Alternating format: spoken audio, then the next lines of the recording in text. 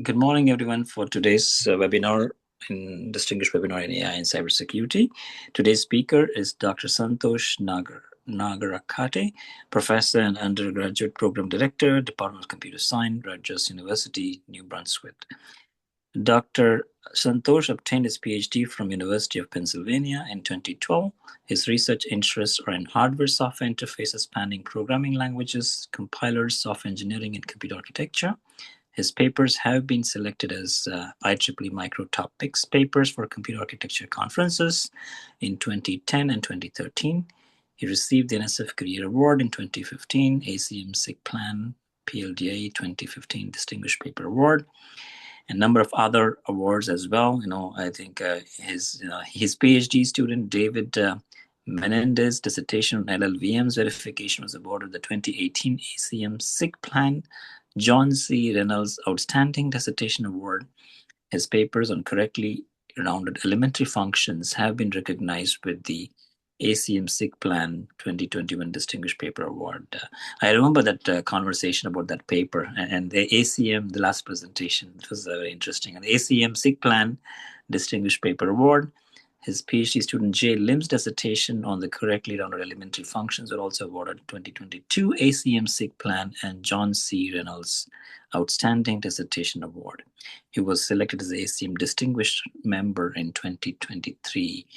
Dr. Santosh, it's a great honor to have you again as part of our webinar series. Thank you so much again spending your time with us this morning. The floor is yours. Thanks, Prakash, for the introduction. Okay, today I'm going to describe a 6-year project that we have been working on pushing formal methods into the Linux kernel. Linux kernel is used by almost everyone on this planet, and it powers critical infrastructure for our ecosystem. So any bug in the Linux kernel is going to have a serious ramifications, security and safety ramifications. So, and in the Linux kernel context, we are specifically focusing on the BPF. So if most of you may not be familiar with what BPF is, so BPF is in the context of extending the Linux kernel. Let's say today you have a brilliant idea. You want to create a new movie streaming service. Let's call it like MyFlix. You have to serve millions of users.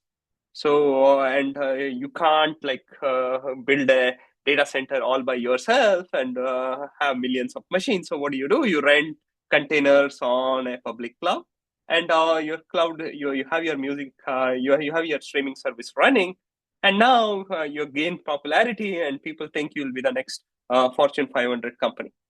And then your user starts complaining, "Oh, my my movie is buffering."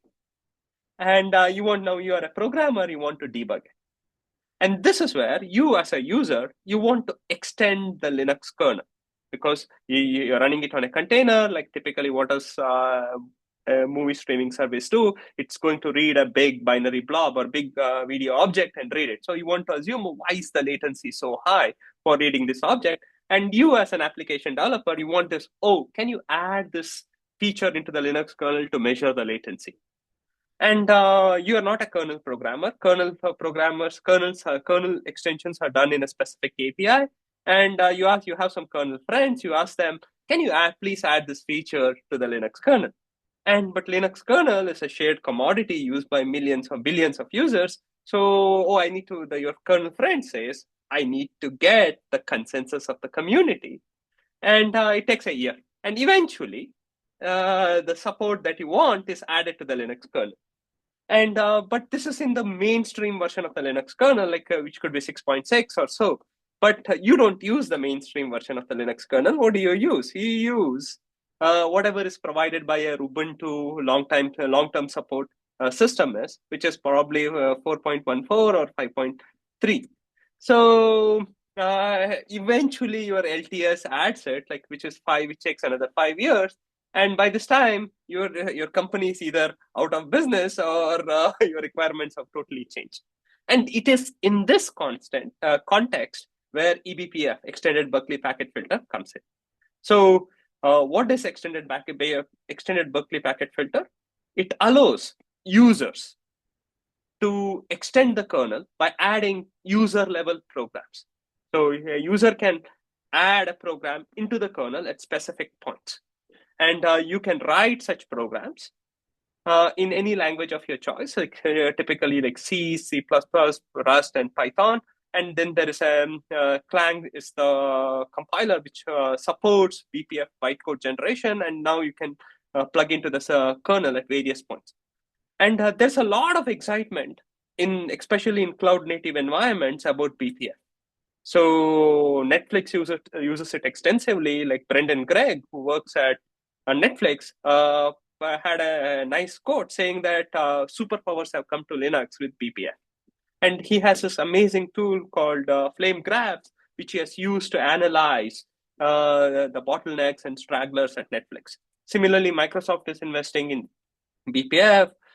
Google has a lot of investment in BPF, and Facebook's level L4 load balancer is written, Catron is written using BPF. There is now a BPF foundation which is advocating improvements to the community, to the entire BPF ecosystem. So we all know what happens if you let random user code run as root or run as privilege in the kernel, right? So it's as if like you have a house to rent, you have a random stranger walking on the road, and you just don't do any background check and let this random stranger live in your house. If this person happens to be a nice person, like then okay, but if it happens to be a criminal, then like you are in for trouble. So whenever you run like arbitrary code in the kernel, you have to be very careful. So the kernel developers are very conscious of security. So what do? When a user program wants to add something to the kernel, the kernel actually does static analysis of the program and make sure this program is safe to run in kernel context. And this is done by the BPF verifier. So to summarize, BPF is an ecosystem to extend the kernel, which allows users to add code into the kernel. The kernel wants this code to be safe, so it has a static analysis engine running in the kernel, which checks the safety of the program. And then when the verifier says this program is safe, then this BPF program is JIT compiled into x86 and attaches to the various sources. So what do you really want from such a static analyzer? You want the program to terminate. If the kernel, if an user level program does not terminate, you have denial of service. And then you don't want this program to be doing any illegal operation, like crashing kernel data structures. Then you also want to ensure like all accesses to the kernel data structure are safe. It's not performing any illegal memory access. Okay, so this is the context where our work comes in. So BPF has been around for like last 10 years now, and there's extensive development. So for us, like if you look at it, I have done a lot of work on static analysis for the last like 15, 16 years. And so typically we do static analysis on the side, right? You have a security critical application, you analyze its safety offline, and then you deploy it in production. Here, we have an instance of static analysis that is deployed in a production environment. You have a live kernel that is running. And Linux kernel runs on close to 6 billion devices today. So it's, in my opinion, it's like the BPF verifier is the world's most widely used static analyzer. So it's a specific kind of static analysis called abstract interpretation. And it's the key thing to note, it's abstract interpretation done in a production setting. Now you don't want your program to be just safe, but you want your static analyzer also to be safe. If your static analyzer has bugs, then it can crash the kernel too. So this is the context of our work. So what do we want from a eBPF verifier? We want soundness. If there is a bad malicious program, the eBPF verifier should reject that program. And this is the first property that we want. We are safe. Like any program that is accepted by the BPF verifier should be safe. Safe to execute in the kernel, should be free of security vulnerabilities. Second, We don't want, like, the users are trying to extend the kernel. If you reject every program, then it's kind of useless, right? Like you can have a default static analyzer which rejects every program, then you don't do anything meaningful. So users are frustrated. So you want precision. The safe programs should not be rejected in an ideal setting. And the third thing that we also want is this entire static analyzer has to be fast because it's running in production within the kernel. So I have written a lot of static analysis in my career, and many of them had a lot of bugs. In general, like writing regular programs, static analyzers are pretty complicated things to write, and so writing sound and precise static analysis is hard. So our question was like, I was also like, when we started this project, we were also a bit surprised, like how did the kernel developers get the static analysis so correct? So that was also our curiosity to venture into this space. So as I already said, like we want the static analysis to be fast. So when we started this project about 6 years ago, our goal was, okay, so the kernel is doing static analysis with the eBPF verifier. How do we say whatever the kernel is doing is correct? And how can we say it's sound? And when we realize that there is no documentation of what are the algorithms that are used, what is the actual soundness guarantees. So there is a BPF self-test, that is what is the, and then the kernel code is the implementation of the static analysis. So one of the contributions of our work has been to formalize what are the algorithms used by the static analyzers and what are the soundness guarantees. And this is where the work started. So in the BPF verifier, there are a lot of things that are done. So you're doing it in a kernel context. So first thing is you have a bounded program, and you have counted, like all the loops are counted. So it's a bounded program. So because you want to prove the program terminates.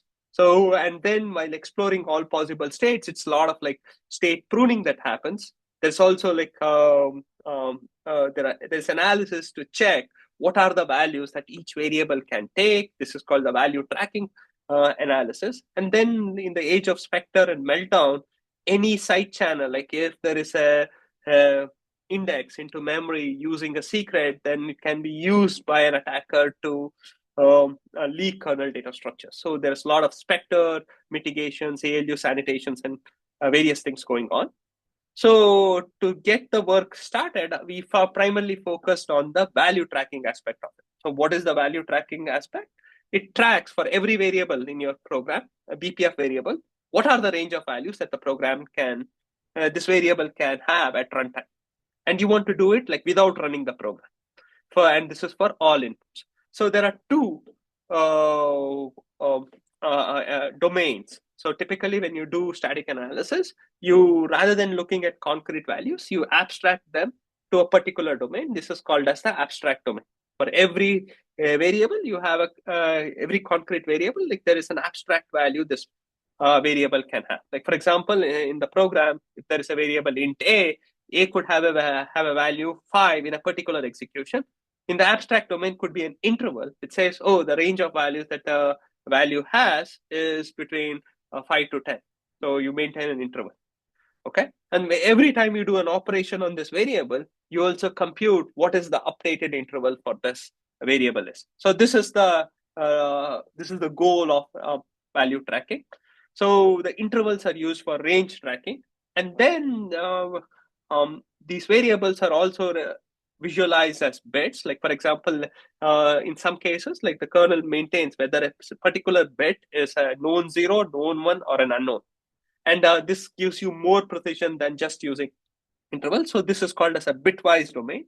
These are all well studied in the formal verification world, but the kernel developers are implementing it, everything within the kernel. So they sometimes reinvented like what is very well known in formal verification world and gave it new names. So the bitwise tracking in the formal verification world is known as the bitwise domain, but the kernel calls it TNUMs.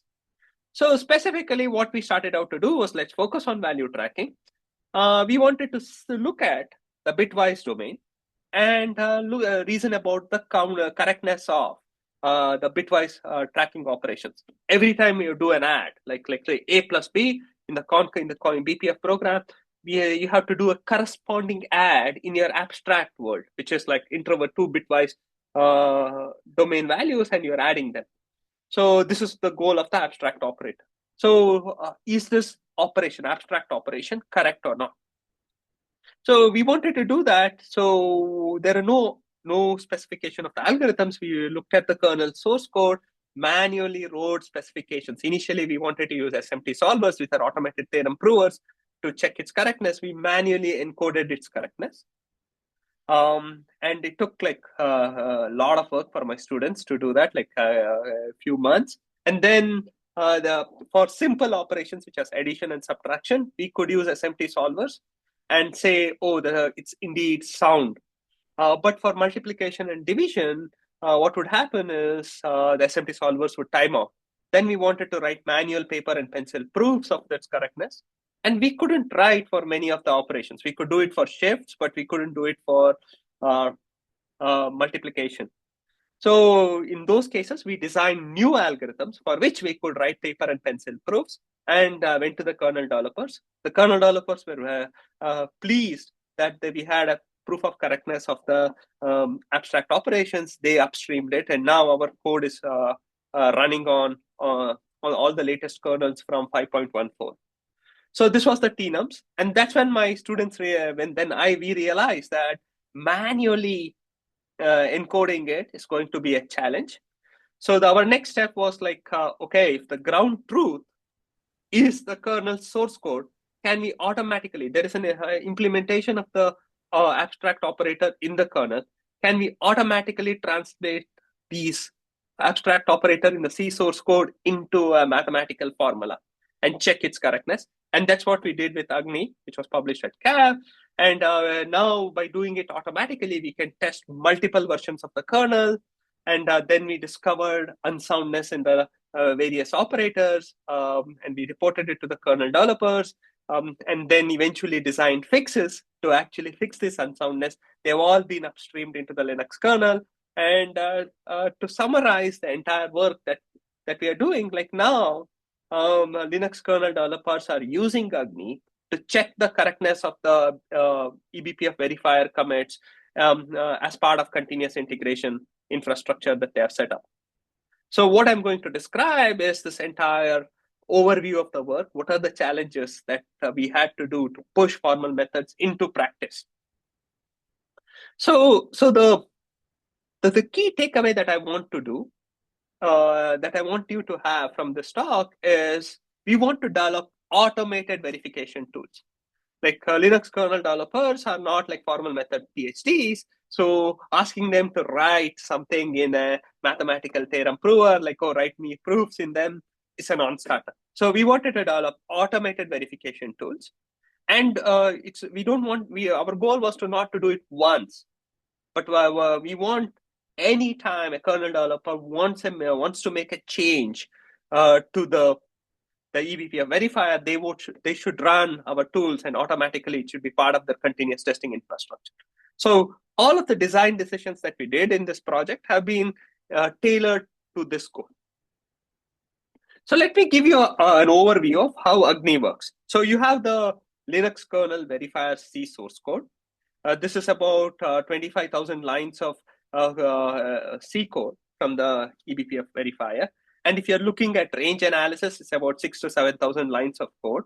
And now you have the C, but kernel uses a lot of data structures. You can't just analyze out of the box easily. So now how do we do this? So this is where like we're having some background in compilers actually helps me. So what we decided is we compile the kernel using the LLVM infrastructure, and we get LLVM IR, the intermediate representation. Now what has happened is all the preprocessor headers are all processed and they're all included. And now we want to analyze, we don't want to analyze the entire verifier all at once. So we want to analyze parts of it. Like we want to just look at, if you have an AND operator, BPF program, there's a corresponding abstract and. So you just want to show the correctness of abstract and first. So this is where we rely on dead code elimination and custom passes to just have a slice of the verifier corresponding to a particular instruction. So we inline all function calls, eliminate dead code, which is not related to BPF and we have to handle like pointer chasing code that we have in that kernel data structures use into an array of bit vectors to handle it. And once we have it, we can use the existing analysis and generate a first order logic condition to encode the operation of the verifier. And I will describe what these formulas look like in a minute.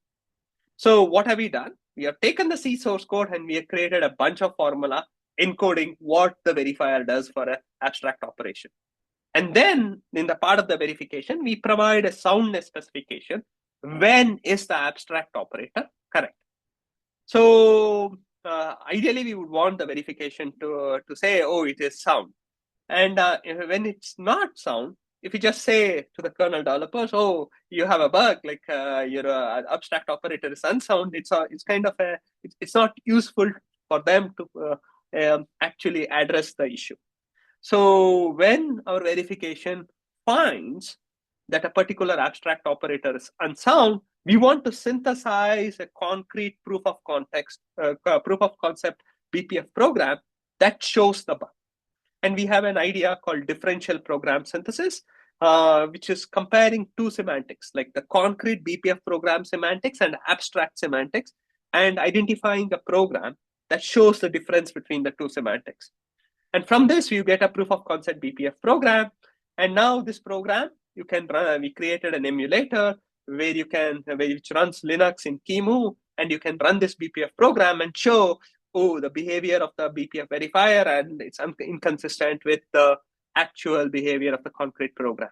And this proof of context, this entire infrastructure is crucial to push this formal verification into practice. Okay, so now I've been talking about like abstract operators, soundness specification, and various other things. So for people who don't know what static analysis is, like you have a program, let's say a very simple instruction, a very simple function foo, which has two operands A and B, and it produces result C. So when you run it with inputs 4 and 5, 4 plus 5 is 9, so it will produce 9. Now, when you're doing static analysis, you don't know the concrete concrete inputs. So you want to identify if I give any possible set of inputs.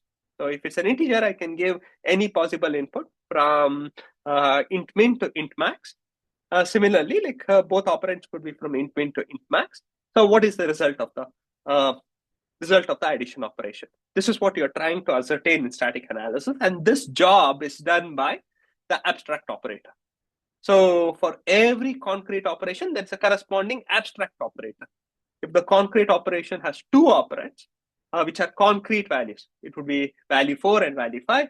The abstract operator would have two inputs, which are abstract states, P and Q. And the concrete operation will produce a concrete result C. In this case, the abstract operator would produce an abstract output state R. So here is an abstract operator which has P and Q as abstract state and produces an abstract state R as the output. Now the corresponding concrete function, the addition would be, it has two concrete values X, Y, and Z. Now when do we say an abstract operator G is a sound approximation of F? So our soundness specification is, it better be the case that the concrete inputs that you chose from are members of input abstract states P and Q. X is a member of Q and Y is a member of Q.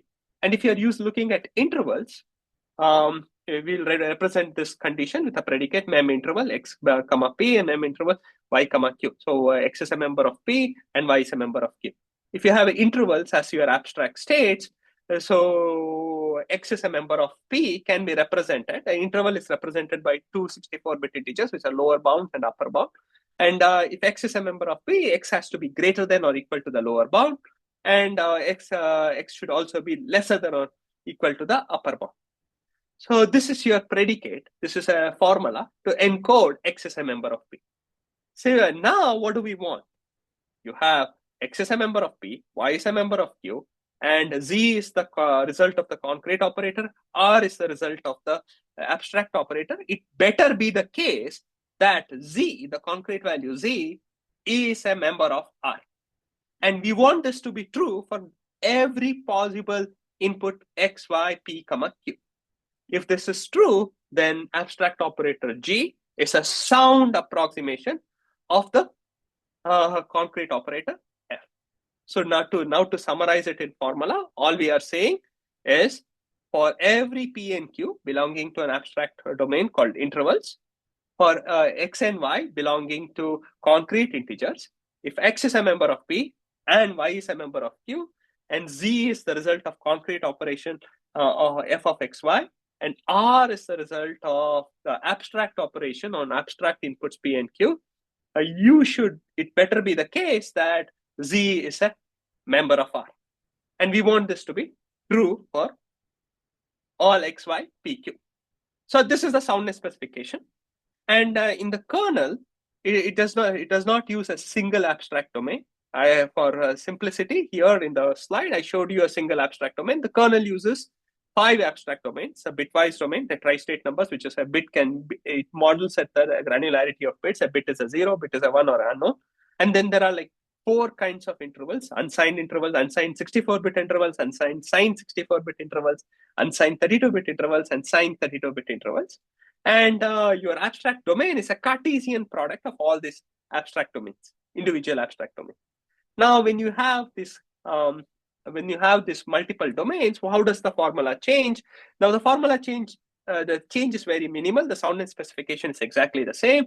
Rather than saying P and Q belong to a particular interval abstract domain, you say it belongs to the Cartesian product abstract domain. And when you say membership, the concrete value is a member of each of the constituent abstract domains.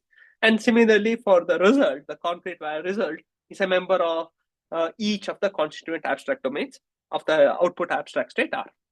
So we had this soundness specification, and we were excited. We built this entire tooling infrastructure that I described, which took the kernel source code and generated formula for the abstract operator, and we wanted to test it out on the kernel. And we did this. We started from, because we had an automated infrastructure, now we could test out like 26 versions of the Linux kernel, starting from 4.14 to the latest kernel at that point in time was 6.3. And our Agni tool said almost every kernel version is unsound. Okay. So for versions from 4.14 to 5.13, we actually had proof of concept test cases that demonstrated the unsoundness. But is it true that the kernel is unsound in all the cases? When you do static analysis, one of the things you're doing an approximation of the behaviors of the program.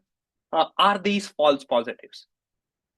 And first, we were wondering, like, maybe our C to SMT translation, C to formula translation is kind of maybe buggy. Maybe our soundness specification is incorrect. We spent a lot of time to identify what are the causes of this verification failures. We didn't want to overwhelm the kernel developers by saying, oh, every eBPF verifier in all the versions is unsound.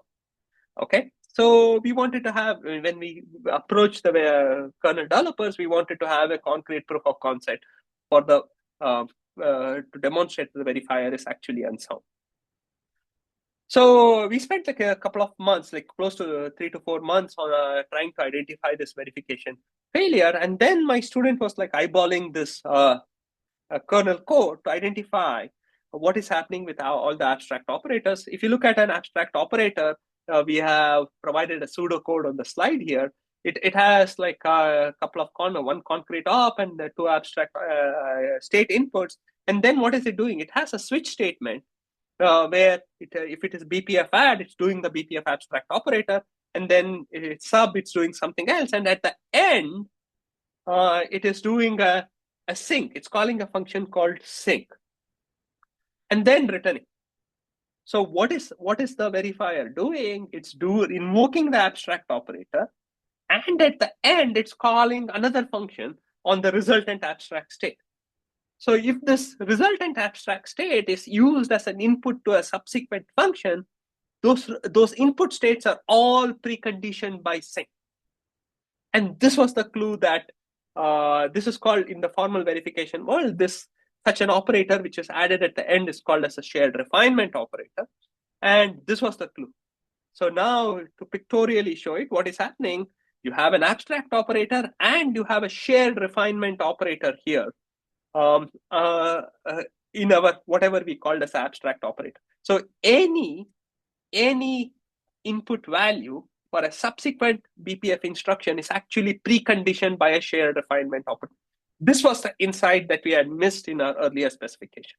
Now, with this insight, how did we change the formula? This was the old formula that we had.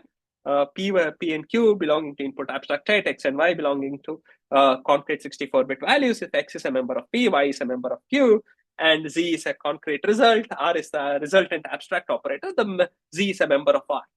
But now, the input state P and Q are not universally quantified.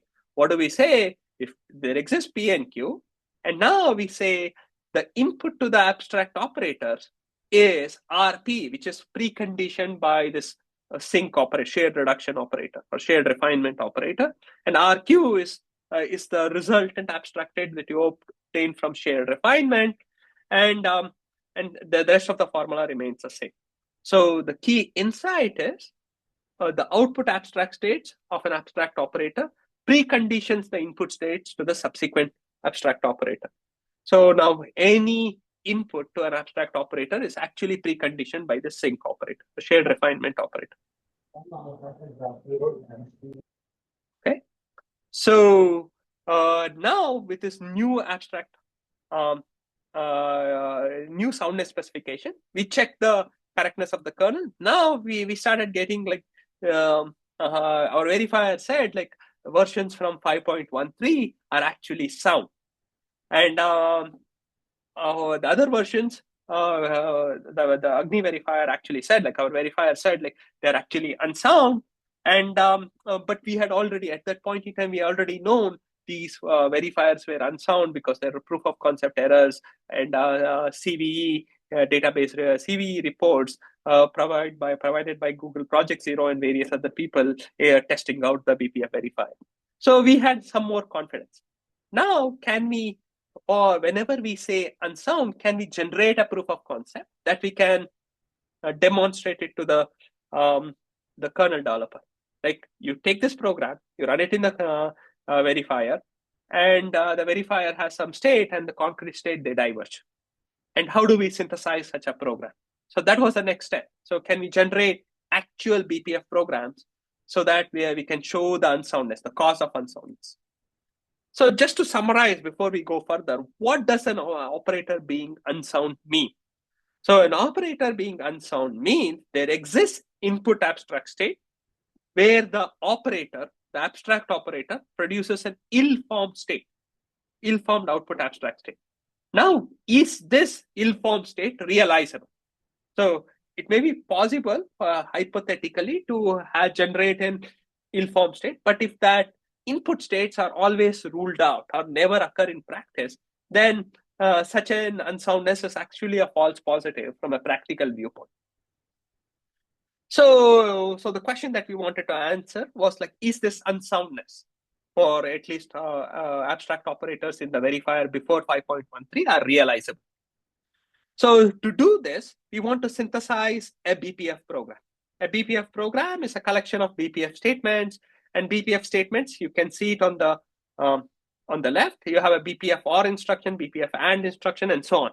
A lot of other, there are like BPF has a 64-bit instruction set and 32-bit instructions too. So, and it has jumps, and it's a restricted instruction set, but like it's a program from this instruction set. So now what do we want to do? We want to synthesize a program such that you run it in the verifier, it will demonstrate a unsoundness. So what is the approach that we do? We are going to use enumerative program synthesis. So we are going to enumerate programs of a certain length. Okay, in this case, we are enumerating a program of length 2. with the first instruction being BPFR and the second instruction being BPFN. Now, for every concrete instruction, there is a corresponding abstract operator that is invoked. Okay, so our goal is to synthesize a program which shows the difference between the two semantics that we have. And now, to synthesize such a program, like our goal is to now connect the data flow between. So our soundness specification requires the abstract. When you start the static analyzer, it always starts the analysis from an initial state. So the initial input to the abstract operator should be some initial state. And now, what are the concrete inputs to the first instruction, the BPF or operator? It should be a member of the whatever abstract state was chosen for this abstract operator. Okay, and we don't want one instructions demonstrating. We are looking for a program that has at least two instructions. So the first output should be a member of the abstract state produced by the first operator. And now, for the second one, what are the possible abstract input states? So for the abstract AND operator, it could be initial states, or it could be whatever the result that was produced by the previous abstract state. So you're connecting data flow. And similarly, with respect to the soundness condition, the inputs could be from the previous concrete value, or and also we want to ensure that any concrete value that we chose should be a member of the abstract state. And what are we trying to look at? We are trying to find the concrete result that does not belong to the output abstract state. So we encode this entire process as a mathematical formula and now give it to an SMT solver. And if the SMT solver comes up with a model, a SAT formula, then it will provide you valuations for the concrete variables and the input abstract states. So now we have a concrete program that we can run in our infrastructure that we had with Chemo, and then give it to the kernel developer. So this differential synthesis was very useful for us to design proof of concept programs. And this enabled us to provide, like whenever we discovered unsoundness, we would give this proof of concept to the kernel developer, and they would vet it. Oh yeah, indeed, it's wrong, and then they would propose fixes. And people are using it like every day as part of their CI now. So now, this was now we fast forward like 4 years from we started this project 6 years ago. Now fast forward 4 years, Agni tool is now used by the kernel developers almost every day, every release. Like they check it as part of a nightly build, and the verifier is checked for soundness. And around in 2023 November, and Rinako commits a new patch to the sync operator, and the new patch, and we check it with Agni. Then now Agni starts timing up. So the verification time, which used to be minutes, now takes hours and weeks in some cases. It starts timing out, and now what do we do? So the question is, now we want to for people to use it regularly. We want to reduce the solution time. Like, why is the solver taking a lot of time? And just to give you the BPF operator that we had, the entire encoding for the abstract operator was 5,000 lines of first order logic formula given to the SMT in SMT lib. And out of this, the abstract operator was about 700 lines. The shared refinement operator was 3,000 lines of SMT. So when you have a hard problem, what is the strategy that we want to do? We wanted to divide and conquer and verify things, right? Divide the problem into small parts and solve it individually. So now our first idea was to just use divide and conquer and individually verify abstract operator and the shared refinement operator separately. So we know for the input abstract state, we know what the output is. So we know the soundness condition, which is exactly as before, which is like for any concrete input X and Y, which are members of P and Q input abstract states, while Z is the output, concrete output, then it should be a member of concrete output R. And what is the soundness condition for the shared refinement operator? Shared refinement operator only has one input, which is and it is producing a more precise value. So the concrete input X dash is a member of P dash, it better be the case that concrete input X dash is also a member of the resultant output state R. And R is a refinement of P dash, which is the input abstract state. So how do you define refinement? Like when you have an abstract domain, it's organized as a lattice. So the comparison operator is the lattice operator for the abstract domain. So we wanted to use this to reduce the solution time, but we couldn't use it because the abstract operator in the kernel was unsound. So now if one part is unsound, we cannot divide and check its correctness. So the entire divide and conquer approach in composition would fail. So now to address this, we wanted to figure out why are these operators unsound? And let's make this sound so that now we can do divide and conquer and fix it. And do the verification of the eBPF verifiers range analysis domains. Okay, so we looked at the code of why is this latent unsoundness in the abstract operators. So again, like the details are not important, but like at a high level, what is the abstract operator BPF AND doing? It's doing TNUM, bitwise AND, and then it's doing some computation for 32-bit intervals and 64-bit intervals. So when we looked at the code for the 64-bit intervals, we saw a code something like this. So I'll just quickly walk you through. So interval AND 64, it's setting the output value, unsigned 64-bit minimum to be some bitwise domain value, and unsigned 64-bit maximum to be a minimum of some input values. And then it's doing a comparison. If the input values are all negative, then it's making the signed intervals to be int man, int max. Otherwise, it's assigning the signed intervals are inferred from the unsigned intervals. Okay, so when can you safely assign an unsigned value to a signed value?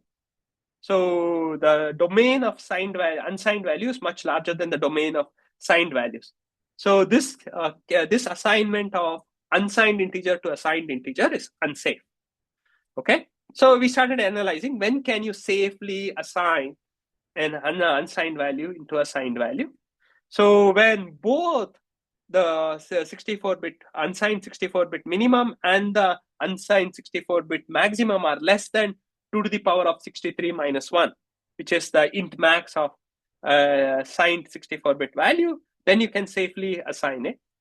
When if both of them are greater than 2 to the power of 63 minus 1, then you can safely assign it as well. When the minimum and the maximum straddle this boundary, 2 to the power of 63 minus 1, then you cannot safely assign it, because what would happen is you're traversing sign boundaries. The min will become positive, the max will become negative, and the unsigned the sign bounds would be ill-formed in those cases. Again, the details are in the paper. Like due to time constraints, I'm not going to go into the details of this, but it's there in the patch that we submitted to the kernel. So what did we do? This was the original code that we had. So effectively, the if condition that the kernel developers had for safely casting it was wrong. So we changed it to the safe cache that we discovered through our analysis. And then we passed it to Agni, and now Agni could verify everything, all the versions of the kernel within minutes with a divide and conquer strategy. And the operators, which were all unsound, are now sound after the patch. So now the eBPF developers are already using it. The eBPF, the kernel developers are using Agni to test the correctness. There was a talk given by Paul Chagnion from Isovalent on his experience using Agni to test the Linux kernel's eBPF verifier. So our patches submitted by my student Hari and Matan have been upstream. They are all part of the Linux kernel now. So again, to summarize, kernel verification is hard. Like kernel is like one of the critical components of the computing ecosystem. Everyone uses it. A small bug can have serious security ramifications. So, but if you make progress, if you push formal methods into the kernel, it can have tremendous value. So we have taken the first baby steps in making kernels, at least the BPF verifier, more robust. So our long-time goal is to make the entire verifier formally is sound and formally verified. So this is a long-term project. So, and we are collaborating actively with the kernel developers to make it happen. That said, my group works on a lot of other projects beyond formal verification of the eBPF verifier. Like about a year ago, I gave a talk on the same forum on correctly rounded math libraries and various other things. Look at my group's webpage for more interesting projects in this domain, ranging from security to formal methods to compilers. So if you're interested in Agni and want to know more about Agni, it's available from the group's webpage. I also want to thank National Science Foundation, eBPF Foundation, Meta for supporting this work. Thanks for your attention. I'll be happy to take questions. Thank you, Dr. Santosh, for a great presentation. So folks who wants to speak up and have questions, please either put your question on chat, or if you want to speak up, raise your hand using that button that we see. So there are two questions on the chat question and answer forum. So in the LLVM to SMT translation, how do you model BPF reg state struct and its nested TNUM fields as bit vector trees? So effectively, so kernel maintains BPF reg state as a collection of what does it have? Like it's a structure with like k fields. Like for each abstract domain, it has two integers or two values that are 264-bit integers that are used to model it. Like TNUMs are also done with value and mask. So what do? Every time a structure, you do a load from a structure, our memory model, when we in our Agni tool, when we convert C to SMT, it's an array of bit vectors. BPF reg state is just an array of bit vectors, and every time you do a load from a pointer to a struct, we will identify an appropriate bit vector and update it and create a new array of bit vectors with the specific bit vector being changed. So that's the answer for the first question. In the second question, in cases where your SMT-based synthesis fails to produce a proof of concept for a reported soundness violation, how do you distinguish between over-approximation artifacts versus the need for longer probe length? That's a fantastic question. So what we say is like we do a bounded enumeration of programs. So if you can find a witness, that means the unsoundness is realizable with this bounded program length. You can potentially enumerate programs of longer length, but we cannot definitively say whether this unsoundness is unrealizable with like longer lengths or not. So what we are exploring right now is exploring a logic called unrealizability logic to identify if we can definitively say there does not exist any program that will result in that unsoundness behavior. So we don't have concrete results right now. We are working with this a work in progress, but that's an excellent question. The next question that I have from on the chat is, what limitations do you encoder when encoding jump comparisons like sign? So again, when you encode jump, there is a clear signed and unsigned distinction in the BPF instruction set. We encode them appropriately using bit vectors. We carefully model when can a signed overflow occur and other things. So you should be paying attention to the semantics of the BPF instructions and the semantics of the appropriate theory that we are using. Like in this case, if we are using bit vectors, like you to appropriately model them. So how do you ensure a mixed domain comparison, comparing a U64 interval to a TNUM value remains sound? So technically, we are not comparing individuals, like whether assignment to a U64 to a TNUM is sound or not. What we require is at the end of the abstract operator, you have U64 intervals and TNUM intervals. We want the values to be the resultant abstract state that you produce should be well-formed. So what does a well-formed mean?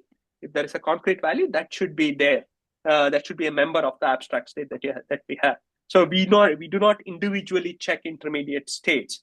So in the example that I had, like that was, we did this analysis of assignment of an unsigned to a signed value to fix a bug rather than it was not done as part of the verification. So what are the limitations of static analysis? So static analysis is for any arbitrary programs is an approximation. Like doing precise static analysis is undecidable. So you have to do approximations. And can you live with these approximations? What are the reasonable approximations that you can live with? Are the design decisions that you need to do when you build static analysis? So it's always feasible to write a safe but a really obfuscated program that is correct, but your static analysis, because it's doing approximations, is going to say it's invalid. Okay, so how does your toolchain handle the evolution of the code, kernel code across version? Yeah, so again, this is a good question. So if the kernel code changes the kernel data structures, like if they change BPF write state significantly, then it would need some changes to the Agni tooling. Okay, so if the kernel code changes, let's say it uses like new intrinsics, new domains, then we are allowed to change Agni to address to support it. But if the changes to the verifier, the kernel code, especially the BPF verifier, is more to just use the existing data structures and add more instructions or add more computation, then we can easily address it. So there is like some level of engineering still required. Like if the kernel developer decides to change all the data structures, then we'll have to mimic it in Agni.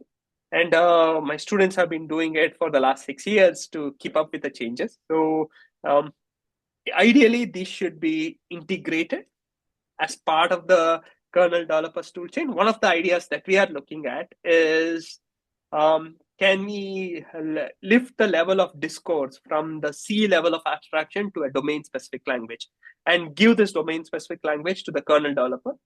And they express what the intent of the verifier is in this DSL. So then we'll be more robust with respect to changes. So in my earlier work on the ALI, automatic LLVM instruction combined verifier, this is what we did. We designed a DSL to specify LLVM optimizations. And then even though the LLVM API changes, the DSL is still robust and we can check the soundness. And thanks for these excellent questions. All these are excellent questions. You have one more from Dr. Jin Lu. Do you see that? How do you ensure that behaviors of real operations have been correctly modeled into abstract representation? A broader question, I guess. I don't see this. Like, where do I see? I don't know why I see certain things. Maybe I also see interesting tool. How does eBPF Agni handle to detect solver delays caused by nested functions in containerized environments? Okay, so let me answer one at a time. Like there was a question, the earlier question. So how do we model the abstract operators are good? So we don't write the abstract operators. The kernel developers already did that. They already have written the abstract operators. All we are doing is we are checking whatever they have written is consistent with what the abstract operator is supposed to be doing. So as a result, we are addressing a much easier problem.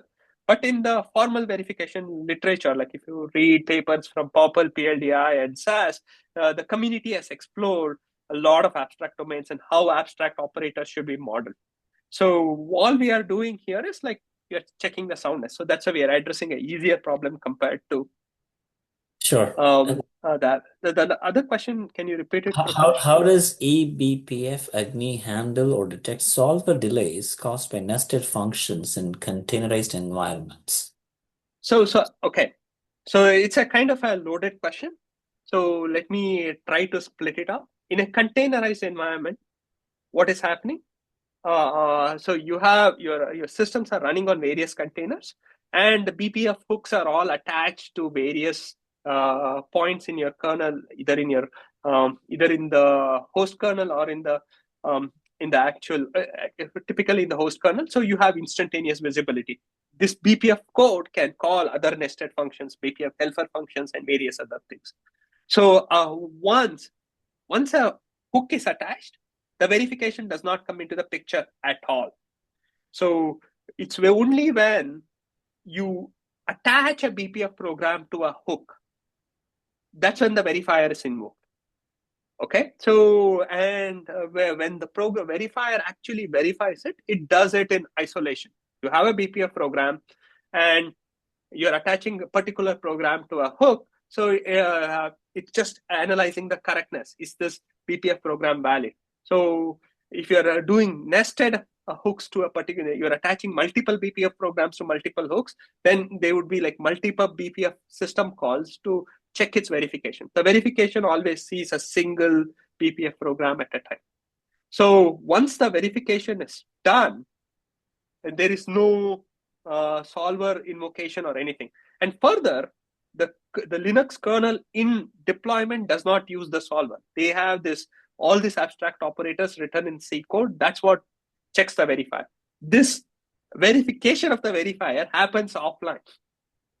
And the solver is done only when the kernel is being developed, kernel is being maintained, or kernel is being tested. So all these solver timeouts are only seen by kernel developers, not by the people who use the kernel. Cool. Hopefully that answers the question. Great. Let me close with one final question.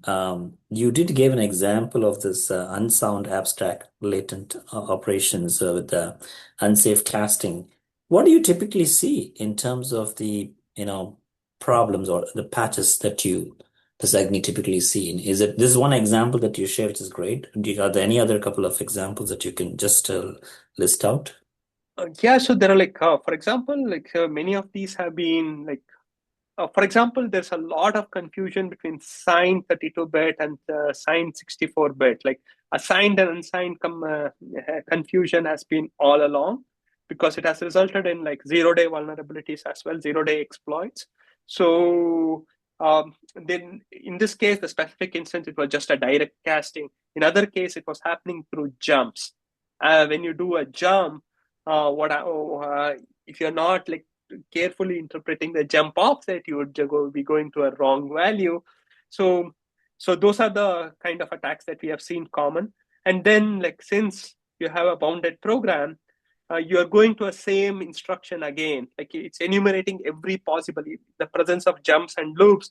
The BPF verifier is going to enumerate every possible path in the program. And enumerating every possible path sometimes is like a overkill. So there is logic embedded in the verifier to prune the paths. So the BPF verifier lingo is path pruning, and if you prune it prematurely or in an unsound fashion, those can cause bugs. Like premature path pruning was a cause of a vulnerability just a year ago. The buzzer, there's a tool from Google, found it. So these are the errors that we see often. Super. Thank you, Dr. Santosh. It's very fascinating again to hear. This is not my area on the thing, but it's very fascinating to learn from the type of work and how this can have an implication on the zero-day vulnerabilities that you outlined. Thank you so much for today's thanks a lot for presentation, and as a token of appreciation, you will receive a nice plaque from UND, and we'll continue to we should work together on something. I'm just trying to figure out how to make that happen. Thank you so much. Thanks a lot. And if the participants have questions, feel free to email me. My email, you can just search my name on the Google. You'll find my email. I will be happy to answer any questions you may have. And thanks a lot for inviting both Harish and Prakash. And nice meeting you. See you. Bye. Thank you.